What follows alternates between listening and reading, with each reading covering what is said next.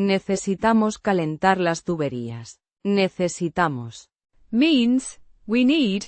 It's the first person plural form of the verb. Necesitar. To need, pronounced. Necesitamos. With the stress on the. TAH. Syllable. The. Mos. Ending indicates the plural and first person. We.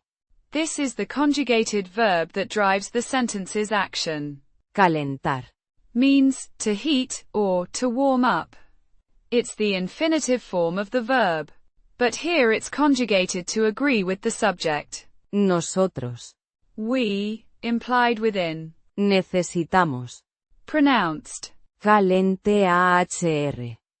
With the stress on the. TAHR. Syllable. This explains the action that. We. Are undertaking. Las. Means, there. It's the feminine plural definite article.